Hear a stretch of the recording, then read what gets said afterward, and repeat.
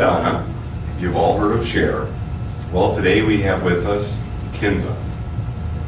Kinza is a national motivational humorist, morale builder, and a professional development expert known as the Performance Pro.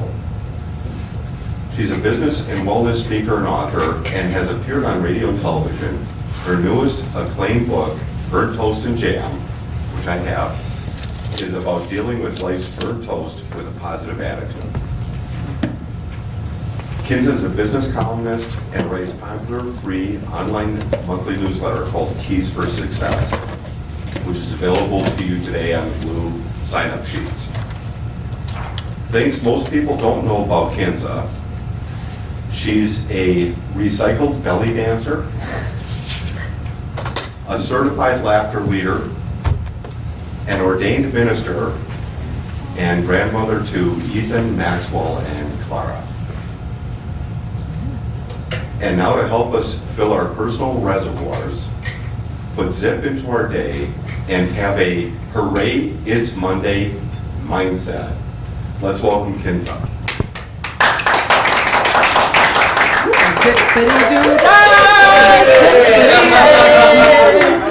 My, oh my, what a wonderful day. Plenty of business coming my way. Hold it.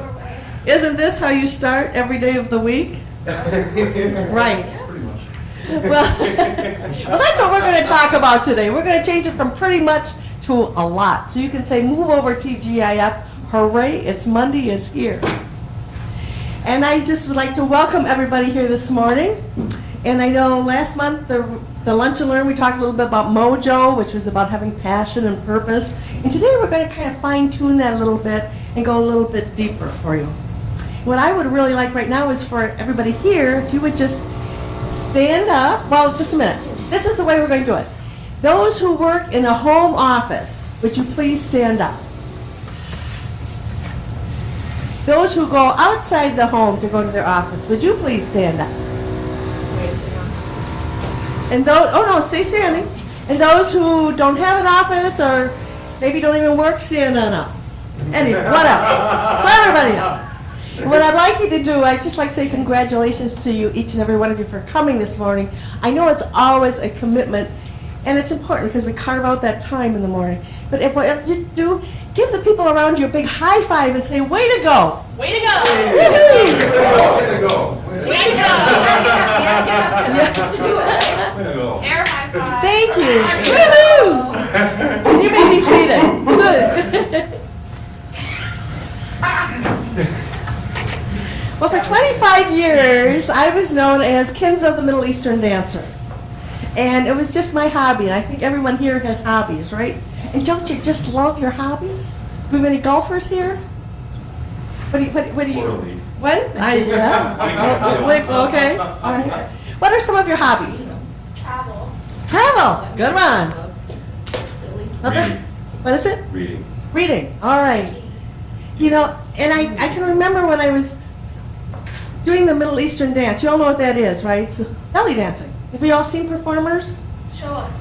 Well, we might do a little of that. We just might do a little bit of that.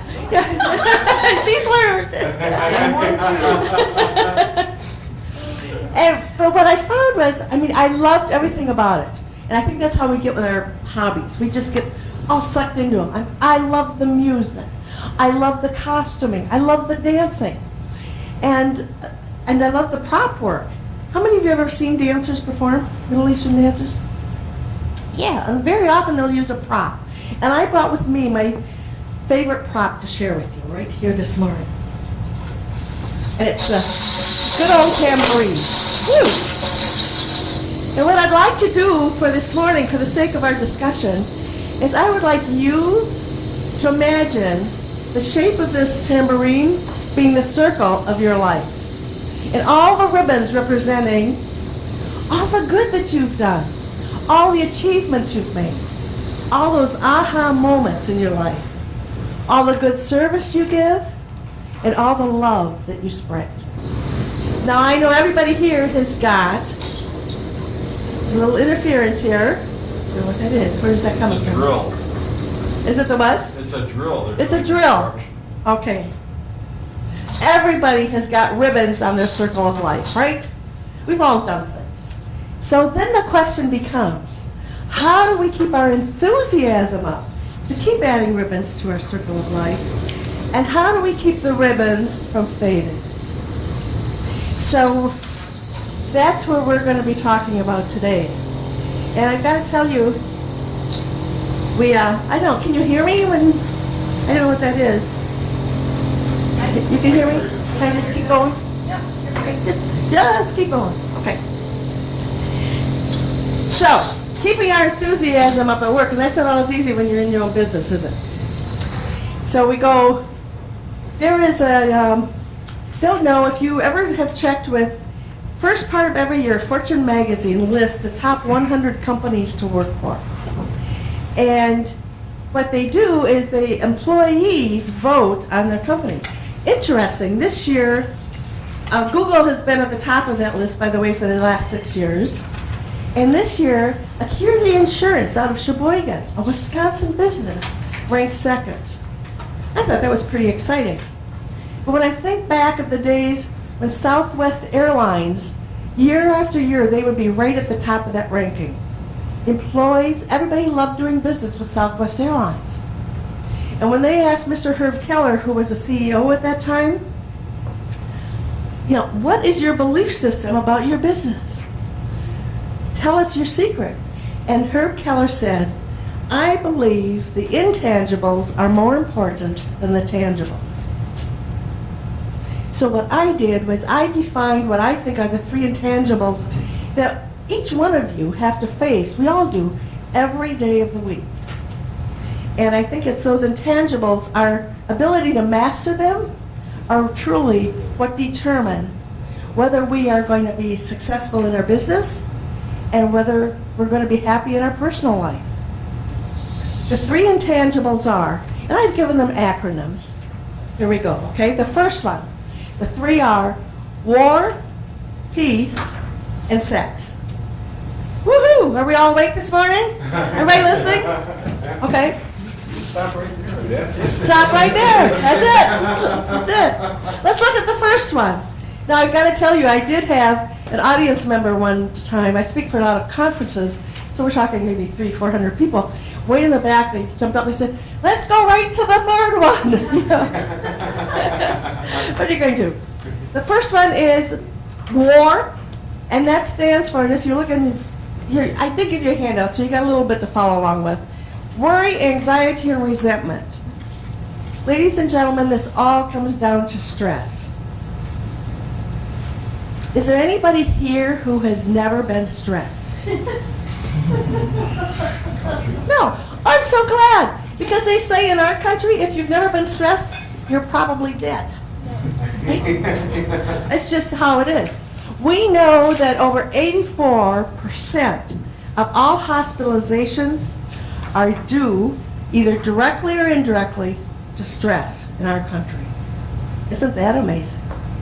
We know that over 60% of the women in the workforce say their number one problem is coping with all of their stress.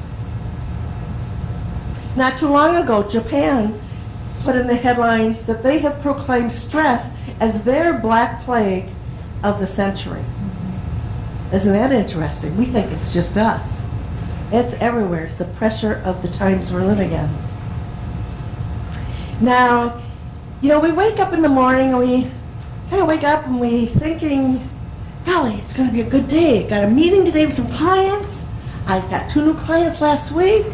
Things are humming right along. Yeah. Then you throw back the covers and you open your eyes. And you get out of bed and you face today in a very practical way. Maybe the first thing is you go to put on that shirt and you notice it's got a stain on it. Or maybe you can't find 2 socks that match. Or maybe you ladies can't find the other earring. Where did that go? Or the backing. Or first thing you know, you're running a little behind schedule and you go into the kitchen. Then you go to have your coffee. You open up the cupboard. Coffee. So, you pour your cereal into your bowl. You go open up the refrigerator door. No milk. Then you turn around and there's the list on the counter of the errands you have to run today in between your appointments. And then Johnny pokes his head around the door and he says, I miss the school bus. And you know you don't have enough gas in the car. You're going to have to go all the way to the gas station, get your kid to school on time, and still make your meeting. And ladies and gentlemen, this has been called the twitching of America. And we've all experienced it, haven't we? Yes. You forgot the latest one. Yes. Please call my cell phone because I can't find it.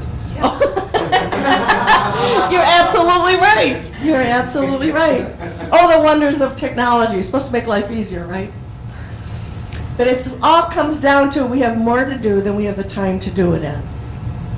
And you know, we put in our whole day of work, we go to work, and usually our days are pretty good, but every once in a while we come across one that kind of ends us up like this. We end up feeling like this. Right? Am I right? Does anybody relate to this? And you know, the whole day can be pretty good, but all it takes is one person to say something to stick in your craw. Right? We've all had that. We think we're doing everything so right, and then somebody says just one thing. Or maybe it's that customer that, you know, you really enjoyed working with him, and gosh, you know, he just can't get it right. And the complaints start coming in. Maybe just one word, maybe one sentence. But why? Why? Our day would be so much nicer if everything was always wonderful, right? And that's just not reality. And then you mentioned technology. Oh my gosh, I can remember when I had a printer and when it didn't work, even if it jammed or if I had problems with it, I just got on the phone and somebody would be driving in my driveway before the next morning, usually same day. And they'd fix it. Remember those days? They're no longer here. Today we find ourselves doing things we never dreamed of doing, and we certainly don't know how to do, but we just jump in and we've got to do it, and we feel kind of like this. Right? Because having a business is no longer that simple. We have to wear all these different hats. And there are days when, even for a little while, you might feel like this. So how do we get past it? What do we do to, get past all of that stress? First of all, I think we can do a lot, and I touched on this at our last time we were together, but it was a technique that I use that I think is just really important. And if you were here and you heard it, just consider this a reminder. It's that we have to program our mind. We know that all our cells, quantum physics says all our cells in our body are connected. That means what we tell our brain, what we are thinking, it goes throughout our whole body, and that determines how we're going to act. So if we're using negative words, we're going to have, low energy. We're going to have negativity. That's how we're going to follow through. So try to use the positive words. And the tip that I gave last time was, rather than saying, I gotta go to work, I gotta meet this customer, I gotta go visit my folks this weekend, I've gotta pick up the kids from school. Use the words, I get to. And you will be amazed how your whole body just feels relieved of a little bit of more stress is gone. Because you've retweaked your brain and your body into doing something good. I get to go to work. I get to go visit my folks this weekend. I get to pick up my kids from school. And I think last week we were kidding. One of the guys said, after this was over, he was saying, I get to go to the bathroom. He was kidding with one of the fellas. Am I right, Keith? Yeah. And he said, yes. But, in reality, when you look at it, all these things that we say we got to do, there's a whole world of people out there who would give anything to be in your place. So if we just keep reminding ourselves of that. Including being able to go to the bathroom. Including the children that had to go to the bathroom. Right. 2/3 of our world don't have even the facilities, and many people, because of surgeries and things, don't have the capabilities. See how lucky we are. Just appreciate that. I don't gotta do anything. I get to. Okay. Talking about stress. Define your stress. What you want to do is get really, really, really specific. What is it about your day that is stressing you out? and then try to figure out what you can do about it. So what you want to do is take your gripe, and then I want you all to think about your gripes. Take your gripe, whatever it is, and you're going to turn it to a goal. Take your gripe and turn it to a goal. And start thinking right now what some gripes might be in your life. One gripe that what we can think of might be, maybe it's that meeting you have to go to, Or the construction next or the construction next door. There you go. Maybe we should just invite them in, Come take a break, come join us. So if it's not the meeting, hey, maybe it's all the changes going on. Maybe it's Christmas with your brother-in-law. Who knows what it is? What is your stress keys? What are your stressors? So think about some of your gripes that you have that kind of cause those challenges for you during the day. And just for example, maybe it's that meeting. Maybe it's not the meeting at all. You actually enjoy the meeting. But maybe it's the fact you've got to give a presentation or speak in front of some people. They say so many people that so often they say when you step in front of people, your brain stops. And I think sometimes without practice, that really happens frequently. So it's really important you get over all that. And especially if you're in business and you want to be a leader in your community, how you present yourself. I just went to a bank dinner last night, and I won't say which member of the board, but anyway, their officers get up and speak. The president of the bank, he used every other word was I mean, everything else was like 1,000% over the top. But why do we do that? Why do we self-sabotage ourselves when we can correct it? So how many people here have heard of Toastmasters or have ever been a Toastmaster? Oh, I knew this. Yes. Awesome. Do you know, I ask this question frequently in conference audiences, and we're talking a couple hundred people, and there might be 3 people in that whole audience that have ever attended a Toastmasters meeting. It just blows me away. And so I would expect as business leaders that would be one area that you go to, and congratulations. And if you do not go to Toastmasters or have not, check it out at toastmasters.org and find one in your area. And then try out a few of them. Most of them meet a couple times a month, either in the evening or different times. And just find one that really fits you. But it will lift you up, it will increase your communication skills and position you as a leader. Wow. So check out Toastmasters. The second thing is change. And everybody's complaining about change, right? Change. A man by the name of William Bridges teaches that it's not the result of the change that bothers us. It's the transition getting to the change. And isn't that true? Sometimes the result is going to be better, whether we want to believe that now or not. The result might be better, but it's a hard time getting there. So in your own mind, figure out what you need to do. If it's just a new policy change, no matter what it is, what type of change your business is demanding of you, figure out, again, how you can make it work for you. And you can do that by your attitude. I get to make this change. I get to be a change leader. How can I facilitate this to make it easier for my customers? All these things are going to lift you up when you grab that right attitude about some of those difficulties and challenges you face. So how can you be a change agent and really make a difference, not only in your own life and make it easier, but actually make that whole transition easier for everybody else that's involved? And we know life is full of changes. And I got to tell you, the computer really sucks up a whole big percentage of that right pie, doesn't it? Oh my goodness. So it's a challenge for all of us. So it's important that we look at it correctly. Now, are you thinking about some of your gripes? There's one more I'd like to share here with you that is about emails. Been hearing a lot about emails. Read the other day that the average business person opens 70 emails a day. That's an average. Do you know the amount of time it takes to open 70 emails a day and figure out what you're going to do with them? So there's, how many of you have like a system? Anybody have one of those electronic systems? Keith, you do? What's the name of it? What do you use? I use several. Okay. One is a relatively new one called unroll.me, Ooh, unroll.me. Okay. and it's a web-based service.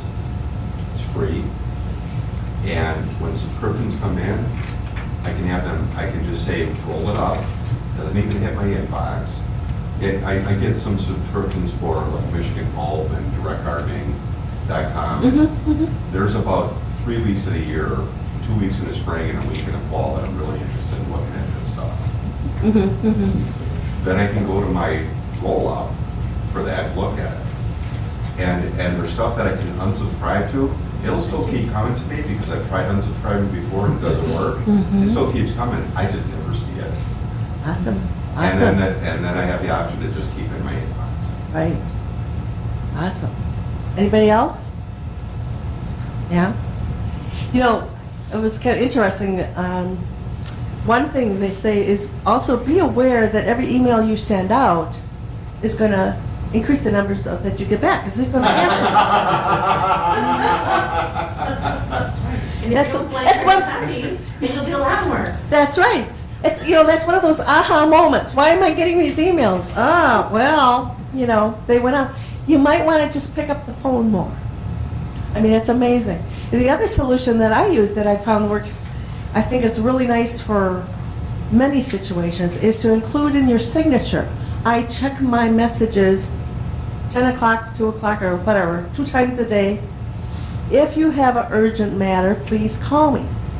But you see what that does? That frees you up from feeling like you are addicted and you've got to keep checking those messages all day. So just include something in your signature that gives them permission to call you if it's urgent. So they don't have to keep hammering on those keys. And then a lot of people do say try some of the unsubscribes. There are some legitimate companies that do honor that. So what I try to do is I try to unsubscribe to 2 of what I consider more spammy or things I don't want every day. Because to sit down for an hour, I'm not going to do it. But I can do 2. And Now, hopefully, however, some of those, when you unsubscribe, Then they- they're just so they got a live one. right. And you hear that too. Although I know, like, if department stores and things like that, some of them, there are businesses that honor that. There are a few. You just have to, I guess, be a little careful which way you go with that too. So, okay, what are some other gripes that you might have? Come on. What happens in your day that you find that gives you a challenge, maybe a little, what about being taken seriously? Some people have that dilemma. With your customers? Anybody ever feel that? You're talking to somebody and they think they know more than you know already? Well, that's different from being taken seriously. Well, that, in a way it is, yes, yeah. Right. Well, right, either way. Okay, let's talk about taking it seriously. Because I think a lot of people, and I know we don't have a lot of women here today, but I think they very often feel that it is true. Women have to dress a step up further than men, usually to be assumed that they are as credible as men. We've had this whole society that has looked at the male figure as being the leader, you know, for centuries. And it goes this age old.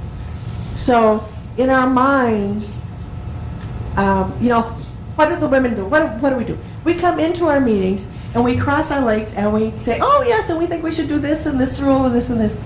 Whereas if you are with customers who are very strong people, you want to keep your feet on the floor.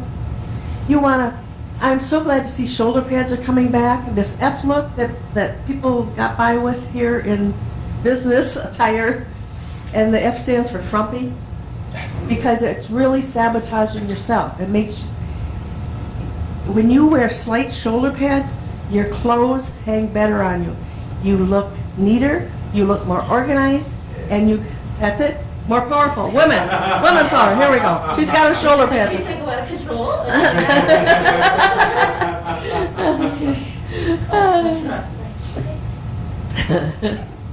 Oh my gosh. So, okay, so in your business life, you're all got that pretty good handle on that? Any other things you'd like to talk about? Emails? What else? We're going to get into personalities a little bit People having later. integrity and like calling you back, or like showing up on time when they say they're going to be there, or if something comes up and they can't show up, having the decency to let you know that they can't. That drives me up the wall. Drives you up the wall when when they're not courteous. Right. They don't come on time, they don't let you know they're going to be late. Has anybody had any experiences in that where maybe they found a solution, even to deal with it or something? Or any suggestions for her? Because I think we've all experienced that, and maybe... My wife has conquered that by setting all of her clocks ahead. Drives me crazy. Okay. That's nice if you know if you're the one with a problem, right? But when you're the one that has to suffer and wait for them and use your time waiting for them, it gets very irritating, doesn't it? If it's somebody who's chronic, I find it nice when I'm not frustrated to have the conversation and address it with them. But I don't want to be emotionally charged when Right. I go into that conversation. Right. So, if it's a fact that you have other appointments bumped right one after another, maybe there are times when you'll have to say, well, we only have 15 minutes today because whatever, I don't know. But I would suggest that you try to tweak it in your own mind, have a little humor about it, and make it a little easier on yourself. And maybe you'll come up with a way that you can discuss it if it is a problem continually with the same person. I have to tell you, my hair salon, my reminder call is always for 15 minutes earlier than my appointment. Because they've gotten to know me too. And it's just because, all you got to do is check that one email that just came in or answer that phone, and you're not going to be there on time. So anyway, it works. I got a good attitude adjustment for that one. Yes. So let's say somebody does totally blow you off or show up late or whatever. So just imagine that there was a really good reason you were not supposed to allow that person to waste your time, right? Ooh. Or whatever happens, it's like, okay, there's a reason that person didn't show up. They probably would have been a complete waste of my day and wrecked your attitude. So you take the higher road and say, okay, next. Good one. Yeah, there's a thought for you. Yes, The right. problem is, in a lot of cases, it's very situational. Right. Because different people, even though they're doing the same behavior, they will respond differently to how you react to it. So there are some people who, you're now 5 minutes late, so I can send you a text and say, I'm at the restaurant, are you okay? Right. And then you'll get, oh my goodness, I'm so, and they'll be fine. And then there are other people who more have they almost have an air of entitlement, where, well, Right. of course you're gonna wait. And for those people, I always use a 10-minute rule, that if they are more than 10 minutes late, I leave. And when they call and they say, what happened? I say, well, when I was in school, my professors, we had a 10-minute rule, that if the professor didn't show up in 10 minutes, you went on to the next thing, because it was a waste of time to sit in class when more likely the class wasn't going to take place. I said, so it's the same thing here. My time is even more valuable now than it was when I was in school, and after 10 minutes, I'm going to move on. Awesome. And if they say anything, I've always said, your losing your business isn't going to put me out of business. Okay. That one job, and Right. and then they'll react that way. But again, there are some people that, so I think you have to, be able to read who you're dealing with, and then, take the appropriate action as to, we Right. want them to change their behavior at the end of the day. I'm Right. getting more anxious thinking of these things. That bugged me.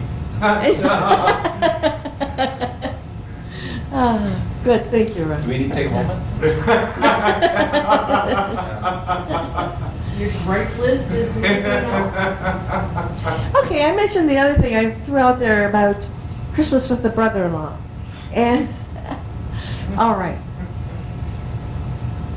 what happens is, and I mean, I'm sure you've all found this, what happens in your personal life, especially if you have a home office, but even if, anyway, what happens in your home life, your personal life, affects you when you're doing your job. I mean, you have a hard time separating the two.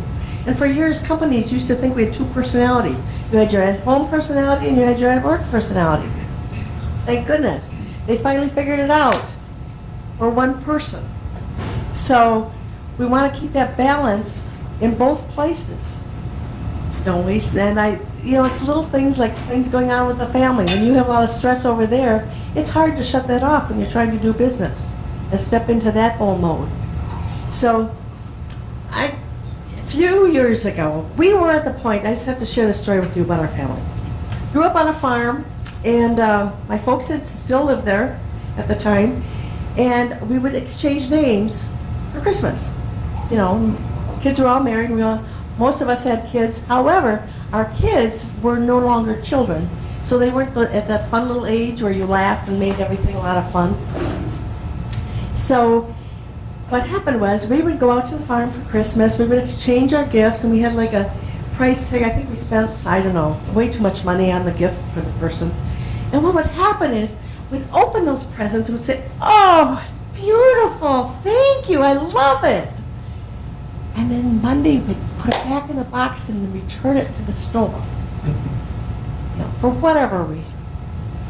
And Christmases just didn't seem much fun anymore. And I kind of always blamed my brother-in-law because I just thought, he didn't seem like much fun and maybe whatever. But then I really looked at it. When you define what is really causing you the stress, for me it was that we really weren't having fun. We really weren't having the close bonding that I think should take place at Christmas. Because we didn't have that source of laughter. I mean, we all had a great time, but it was not the same thing or as good as I thought it could be. So, I got together, I got on my little keyboard, and I made out a gift from the heart Christmas rules. And invitation to the next year's Christmas. Had 4 rules on it. First one was we were going to spend much less. I think at that time we started with $5. Now we're up to 20. But rule number 2 was you had to be either personalized or handmade, but somehow personalized. Rule number 3, you were responsible for your own gift. Guys, that means your wife couldn't go buy it for you. Nobody could buy that gift. From beginning to end, it was up to you to have that gift. And there was the 4th rule that gets them. Because the 4th rule said you needed to give a tribute to your person along with the gift. Oh my gosh. That first, and I heard complaining, the whole month of December leading up to this thing. Sister-in-laws and aunts and, the older aunts and the little kids, or the younger high school kids, college kids, really, whatever. So, snowy day, we drove out to the farm at Christmas, and wouldn't you know, we were the first car there. And I thought, well, this is odd. And I really thought, what if nobody shows up? And one by one they came, and we got to the Christmas exchange, and we started doing the little tribute thing. You see, and it didn't matter what the tribute was. It could be a poem that you make up. It could be a story about the person. You can sing them a song. We could do anything you can think of. Any little talent you might want to come up with. And I remember we came to my nephew, who was about 24 at the time, Jim, and he started to get up and just hand the present. And we said, no, you can't do that. It has to be accompanied with a tribute. He said, well, I can bring anything. And I said, well, what can you do? I said, can you stand on your head? He said, yes. So he did. And you know what? Everybody just howled. I mean, that was fun. And then he gave his tribute. And I can only tell you that the tributes, it's all about the tributes today. Those kids that were in college at that time, in high school, they are now parents and they've got kids coming up. And our Christmases are about, we keep scrapbooks of the tributes. Because the gifts are nice, but it's about the tributes. Because the key with the tributes is you gotta keep them, you have to lift the other person up. You don't want them to be sad, you don't want any tears flowing. It's gotta be humorous, a humorous look at your appreciation for these people. And we had uncles on their knees talking to their nieces or nephews and saying a little poem to them. I mean, and the guys making up poems. They thought this was, heard a lot of groans on that one, but boy, we came up with some good ones. Now it is elevated. We have got people adults doing rap to each other. We have Christmas carols that people transpose the words and send the sheets and make everybody sing and share in their tribute to this person. We just have a lot of fun. Now, my point in telling you this story is, if there's any part of your day or any events that you're going where you are not feeling it's as good as it could be, if you can make it better, make it better. And that's risky, because you're always kind of stepping out there then. But guess what? If you are feeling it's not as good as it should be, or if you're feeling stressed about it, chances are other people are experiencing the same thing. And they'd be grateful for your efforts. So sometimes you gotta take a little risk when it comes to stepping away from what is griping you, if you wanna put it that way. So we'll just kind of close up this little segment right here. And I know we did this before, and Maggie showing us it so eloquently. But it is a movement just to kind of wake us up here. And it was a movement in the dance that I learned, and it is guaranteed by me to reduce your body of all of its stress. And it's called the shimmy, and we're just going to do a little bit real quick here, and then we're going to take maybe a 5-minute break. Okay, so everybody stand on up. 5 minute, 8 minute, 5 minute, 5-minute break. Okay, stand on up. Okay, in the shimmy started as an Egyptian movement. And what you want to do is, what it does, it gets all your oxygen going through all of your organs, and it just relaxes you. So kind of roll your shoulders, pick up your shoulders a little bit. Take a few deep breaths. You just feel better already. Now, ladies and gentlemen, when you get up from that computer, you need to do this. When you get up and you go do anything else, do a shimmy. When you're waiting for your laundry, whatever. Okay, bend your knees. Now think real loose like a goose, like a bowl full of jelly. And you're gonna shake your hips back and forth. You have to have your bent knees so you're not hurting anything. Okay? And then if you can get it going fast, okay? Okay? Relax a minute. We're gonna do it again. Nice big breath. Bend your knees. Twitch those hips back and forth, and if it moves, let it go. Woo-hoo! Okay, you've got to come up here. Yeah, okay, you. Yes. You and this gentleman right here. They're going to lead us. Oh, really? Come on. Yes. Yes, here we go. Now this is a lesson when they say we should keep moving during the day. This is the perfect way to do it. So just stand aside a little bit over there so we're not too close. Here you go. Okay, everybody bend your knees one last time.